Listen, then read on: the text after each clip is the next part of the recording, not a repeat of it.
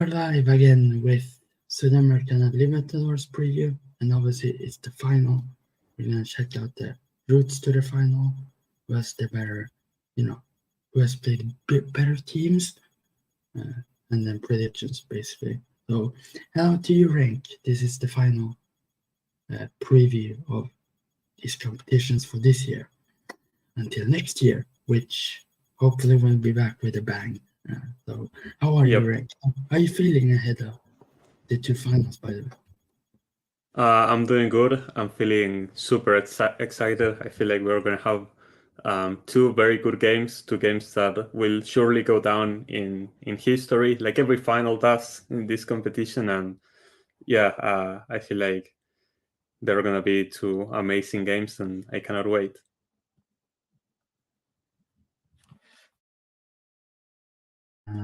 So let's start with boom. So, like, obviously the routes for the teams. Obviously, we start in the group stage. Yeah. Oh yeah, I think Quito was in the qualifiers, right? And they won that, I believe. Yeah, they did. Obviously, Liga de Quito, they beat Delfin, and then they went into the group stage of the Sudamericana, which they beat Cesar Vallejo, Magallanes, and Botafogo to the group win. It's a thing where, I thought, I don't know what they predicted for them to finish in the group, but probably third, probably. Because there's a Chilean team, and I always predict them to win the group. But yeah, who do you think? Not looking at the points, who do you think performed better in the group stage of these two? Well, it's hard to tell because I think both had two easy opponents. Palestino and Magallanes, I feel like, are on the weaker side of the Chilean teams. I don't know if you agree with me. And Cesar Vallejo and Estudiantes de Mérida are a bit of a joke of a club, honestly. And the Peruvian and the Venezuelan league are not as strong. So I feel like they both had two easy opponents and one hard opponent. Fortaleza had San Lorenzo, and Liga de Quito had Botafogo, and they managed them really well. Overall, I think Fortaleza were stronger, not looking at the points, but just had better performances and beat San Lorenzo home and away, although they did get kind of lucky in one of those games, but still they got the job done. So yeah, I think still both of them were very good performances by both of them in the group stage, obviously. And as you said, the Chilean teams, they're absolutely awful. Like, Palestino is the top. There's 16 teams. Palestino is top 8 rank, like, in my opinion. And Magallanes is actually 15th, and they can get relegated. And if they win the cup, I don't think they can qualify for the competition either. So really, yeah. So because the Libertadores, they actually, for next season, they want only teams from the first divisions. oh, wow. So if so we're not gonna have a team like Patronato again, right? it's sad. So yes, I don't know if what will happen if Magallanes do win it. But yeah, all I care about is Colo get to the groups, just so I can be not depressed like this year. So obviously both won the groups. Funny thing is, they both had a Chilean team. What is this? And then obviously we move on to the obviously to the next round, where obviously both got by because they were not in the playoffs. Fortaleza beat Libertad, and Liga de Quito beat Nublense. I'm not the Chilean team, so Just for good measure. sure. And then, they both played a Brazilian team. Was it Fortaleza played against that team, who is bottom of the league right now with like 13 or 15 points, I'm not sure. Last time I checked, anyways. It might have been more. Obviously, they played against American Mineiro, who beat Colo-Colo.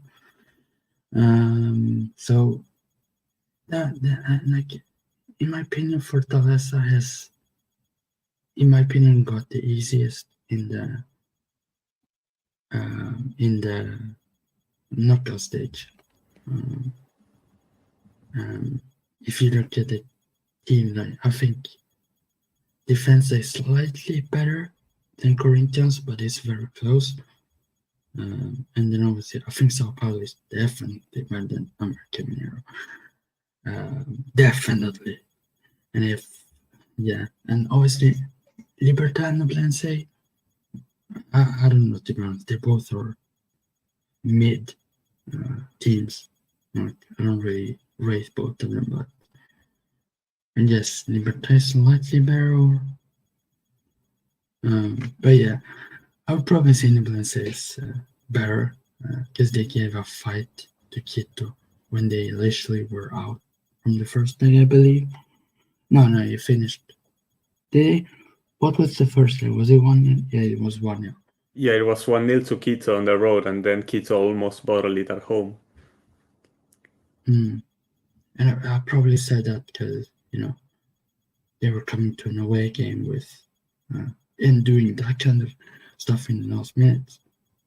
I thought that was pretty impressive, to be honest, that you can come from 90 minutes, score 2 goals, take the game to penalties, and was very close to win it. So, and then obviously they beat Sao Paulo and Defensa comfortably, by the way. Okay, it was kind of comfortably, but yeah. And then we move on to the final, which is on the 28th. Yes, 28th. This weekend. Yes. And there will be not live reaction, but it will be the straight day after, I believe. And let's see how it looks like that day. Most likely after. Or, yeah, I don't know. It will be probably, because I will be going to a game that day, the 29th. So, yeah, let's see. But it might be that day. So, well, what's your thoughts on this final, and what's your prediction? This final is going to be extremely interesting, of course. Liga de Quito, probably the most successful Ecuadorian club when it comes to CONMEBOL competitions, seeing as they have one Copa Libertadores and one Copa Sudamericana. They are probably, like I said, the best team from Ecuador internationally. And Fortaleza, a team that we had never seen in a final before. This is their first continental final in Copa Sudamericana. And it's been a fantastic rise for this team. They've been grinding it out in the Brazilian league. They've been qualifying for tournaments consistently, and this is the reward. They are now in the final. Their consistency has paid off. And I feel like it's going to be a very interesting final. I feel like both teams play in kind of a similar way because they like to attack down the flanks a lot. They like Fortaleza like to use their fullbacks a lot to attack. Meanwhile, Quito likes to use their wingers, but they always attack from the flanks and then put in crosses or start to dribble their way into the box.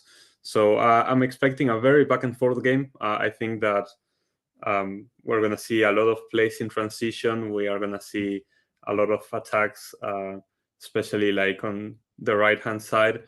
because Julio, I feel like it's going to be a super important player for Quito, and we'll have to see who's more clinical on the day, because in the end, I feel like that's what most finals come down to. Both teams have their good moments, but it's just going to be a matter of fact of if they manage to concrete those chances. It's going to be the most important thing. As for my prediction, I feel like it's tough. I feel like both teams have a good argument to win this game, but just because of the pedigree and because of the individual players that I feel like can make a difference in this game, I'm gonna go for Liga de Quito to win. I feel like I said, they are the most experienced team when it comes to these instances, and I feel like the pressure might get to Fortaleza, who have not looked that strong away from home, and I feel like the neutral venue could not play in their favor necessarily. So I'm gonna say Liga de Quito is gonna win this game 2-0, and that's gonna be that. They're gonna win their second Copa Sudamericana. Wow. So Rex is 2-0 to Liga de Quito. Let's see what my predictions is. Because, it might be the same, it might be some other prediction. So, my thoughts, I think this will be a good game. Obviously, both teams have great players. Obviously, Paulo Guerrero, like 49 years old. And I think this will be, I think this might be a game where, it's kind of unpredictable because both teams have been excellent in this tournament. I think it's battle of who starts in the attack for or the strike position, because it could go anywhere with the Fortaleza strikers. Basically, they're all good. I'm going for 2-0 to Fortaleza. I think it's gonna be, too strong. I guess I think the Brazilian team gonna win it again, sadly. But you never know what can happen. This can go to penalties, and we can have a 24-hour penalty shootout. That would be insane. But 2-0 to Fortaleza, and that's my prediction for the competition. Who have absolute no interest, I have interest, but not so much, because this is the final.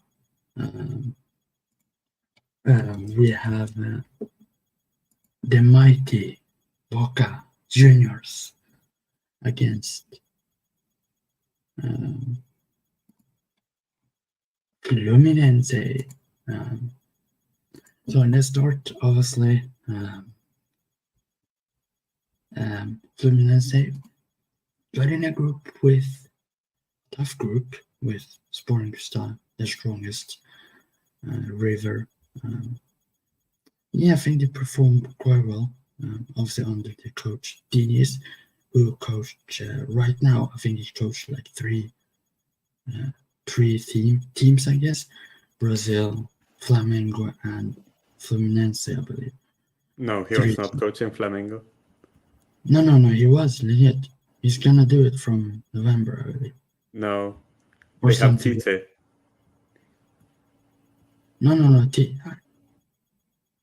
Nah, I think that's somewhere I heard it, but it's crazy. But obviously Fluminense, I think they performed well in the group stage. They had quality teams, and they deserved to go through. In that group, they were really, really good. And obviously we go to Boca Juniors, which I don't really like the group standing. But they had Deportivo Pereira, Monagas, and Colo-Colo, obviously. They beat Colo-Colo twice, which I'm not happy about, but Boca is just too strong for that group. You should have on 18 points, in my opinion. 18 points in that group. You should. But you went third first, so you probably don't really care about that. They got 13 points, but yeah, who do you think performed better in this group? Because for me, it's Fluminense who performed best in the group stage of these two. Because they had a tougher group, We see the score for Boca, low scoring. Obviously, until the last game, he scored 4. Generally low score 0-0, 2-1, 2-0 away in Copa, 1-0 win, and then a 1-0 win again. It was technical scoring for Fluminense as well, but they performed really, really well. And who performed best in your opinion in that group stage? I think Fluminense performed better. I feel like you said, they had a tougher group. Sporting Cristal looked very decent in most of their games, and the strongest at home is always in the altitude of La Paz. It's going to be a difficult game. Fluminense got a really strong start, winning all 3 of their games, and also getting that battering 5-1 over River Plate.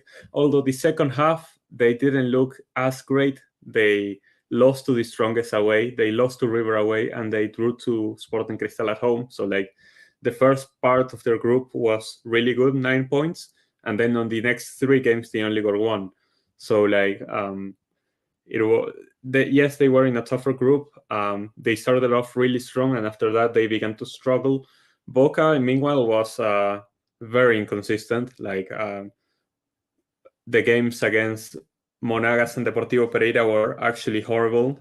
We were down to 9 men against Monagas, and we were losing against Deportivo Pereira before making that comeback in the last minute. I feel like Boca mainly progressed from this group because we weren't facing any good teams, really. Not to disrespect or anything, but we saw how horrible Colo-Colo was attacking wise, and Monagas and Deportivo Pereira were nothing spectacular. We only conceded 2 goals, both to Deportivo Pereira. So I feel like Boca were saved by the fact that we got a very easy group draw. Meanwhile, Fluminense were just convincing at the start and then began to flop. But yeah, I would say Fluminense was overall better. But yeah, the second half of the group for Fluminense, they really struggled. So let's move on into the knockouts. Obviously, Boca won all of them on penalties against Nacional, Racing, and Palmeiras, and Fluminense won on 90 minutes, 3-1, 5-1, 4-3 in aggregate.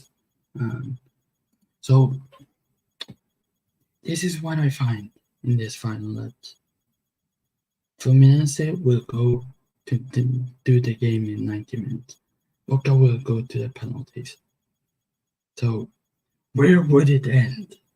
I think, in my opinion, I think Fluminense performed better in the knockouts. Boca was just handing to their penalties. No disrespect, but I think it's just to go to 3 penalties in the knockouts. It's not really luck, but it's just really disgusting towards the other Libertadores teams. And obviously you have a goalkeeper save penalties, so most of teams doesn't. Here's the thing: is Boca, you have players that score goals, but can you really rely on scoring? You can't rely on the defense to be, very solid. If you see with Fluminense, they are no joke as an attack. They scored 5 against River, 7 against River in both games. They scored 3, 5, 4. It's not really joke to take it. Just finish this in 90 minutes. Yeah. Well, what's your take? Who has been better in this knockouts? Because it's gonna be Fluminense, man. It's gonna be. Even if you're a Boca fan, I mean, it's gotta be Fluminense. I mean, I don't think it's that as one-sided as you make it out to be, because Fluminense, their first knockouts against Argentinos Juniors, I think Argentinos deserve to advance, honestly. I feel like in the first game in Argentina, Argentinos Juniors deserved to win, and they got a bit unlucky considering that last-minute goal when their goalkeeper got sent off, and it was a 1-1 in the end. And in the second leg, I feel like the ref wasn't really on their side, and they just lost 2-0 because of one goal in the last minute and another in the counter attack when they were already desperate going for a result. So I feel like Argentinos Juniors deserve to advance. Fluminense got really lucky in that one. After that, however, they stepped on the gas. They completely destroyed Olympia, so that was a really good performance from them. And against Inter, it was a very back and forth game, and it could have gone to anyone. In fact, in that second leg, Inter should have won. Inter should have won that second leg, and they should have qualified for the final, but Internacional completely choked it and gave up those two late goals that allowed Fluminense to come back and make the final. So I feel like Fluminense only deserved to advance in one of their knockouts. Meanwhile, I think Boca, yes, we went to penalties every single game, but I think we were the better team in all three games. Like, we were the better team against Nacional, we were the better team against Racing, and we were the better team even against Palmeiras, which is crazy to say, but I feel like if you had to pick one winner in 90 minutes, you would choose Boca in all three ties. So yes, we went through on penalties, but I feel like we also deserved a bit more. So I don't think it's that one-sided. Obviously, Fluminense have been more clinical. Fluminense has the best attack in the Copa Libertadores, but Boca has the best defense. We have conceded the least goals. We have conceded what? 4 goals? No, 5 goals the whole competition. That's quite insane. 1 against Palmeiras, 2 against Nacional, and 2 against Deportivo Pereira in the group stage. So like, we've conceded 5 goals in what? That's like 6. No. You can see that one against the Pereira. You can see 2 Yeah, against. but across both games, I mean, like. Yeah, you beat them, I think. Or did you? No, we lost away. We lost 1-0 away. So we conceded 5 goals across 12 games. That's insane. So it's, yeah, like you said, it's the best attack against the best defense in the Cup. So how is it going to turn out? I don't know. We'll see. So we come to the end. What are we gonna predict this final? How it goes? Oh yeah. I don't wanna do this. I don't wanna do this prediction, to be honest, because it's very. It can be very bad. It can be very good. So as 4th November, this game will be played. Hopefully with Boca win. Hopefully, I pray for Boca. Please just do it. And I think Boca will do it. I think you won this final. I think you win 2-1 in 120 minutes. It goes to extra time. Valentin Barco, penalty, he chips it in and win Boca Juniors the final and brings home the Libertadores. So Rank, what's your prediction for this game? So this is tough again. So do I go with what my heart is telling me or with what my head is telling me? Because I've been a Boca fan all my life, thanks to my father, and we've been watching this team every single time together. And Copa Libertadores is like the one thing we are missing to win together, because 2007 was the last time we won it, and I was like 5 or 4 years old when that happened. So like, I don't really have any memories of that. And I would want nothing more than to win this final in any way. I don't care in which way. If we have to win it on penalties, that would be amazing. Winning the entire thing on penalties would be fantastic. But I feel like it's going to be real tough because Fluminense, they have a great team, great players: John Arias, Germán Cano, Andre, Felipe Melo, Marcelo, like the list goes on and on.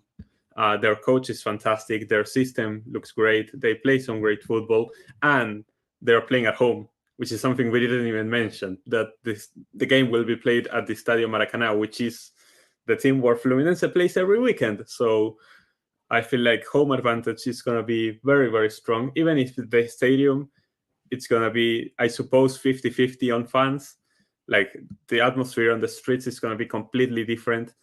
And I feel like Boca are just inconsistent, and I'm just waiting for the moment where we slip, because we have good games and we have really bad games. And if this happens to be a bad game, we stand no chance. So I feel like it's gonna be a very close game, because there's gonna be a lot of nerves, and it's gonna get very scrappy. But I feel like Fluminense takes this. Fluminense is gonna win 1-0. I don't know. They're gonna get a scrappy goal in the second half, and we are not gonna recover, I think. And it pains me to say, but I feel like Fluminense are the favorites coming into this final, and they're gonna win 1-0 in my opinion. Yeah, I agree. Fluminense. This is what I think. Fluminense, they are the favorites. It's at home.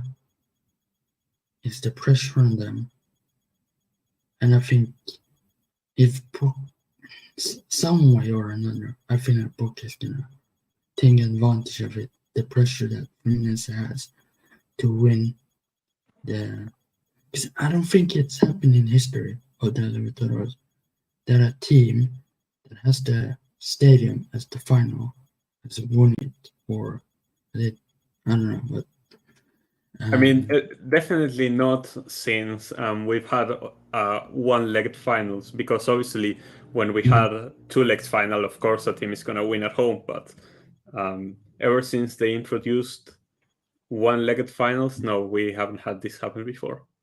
And I think Boca will take advantage of it, that they can win at the rivals, like at the opponent's home stadium, and that will be even sweet.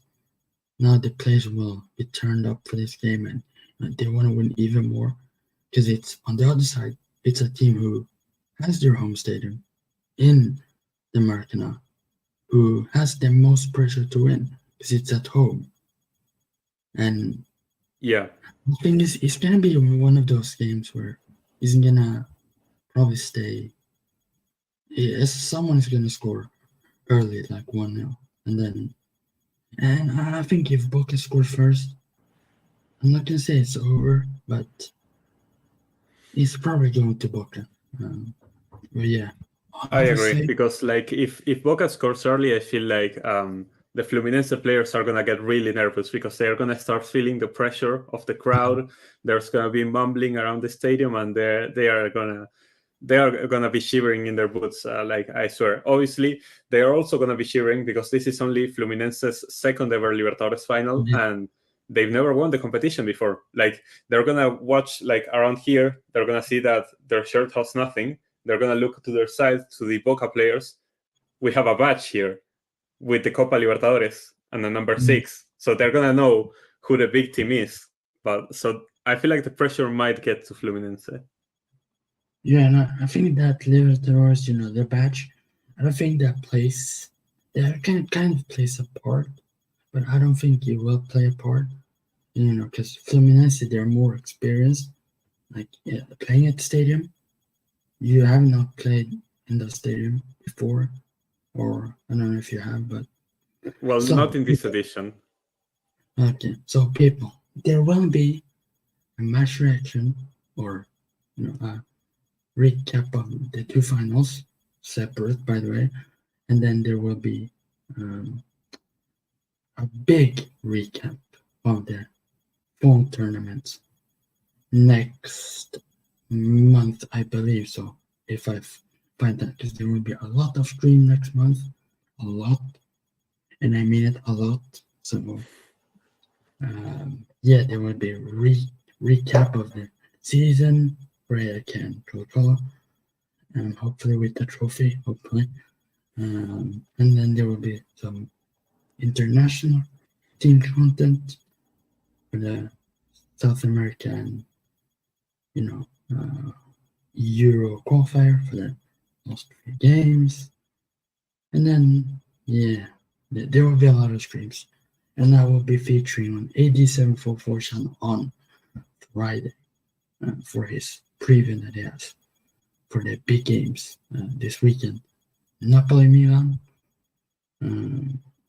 Sudamericana final, and Manchester Derby, which I will watch that game.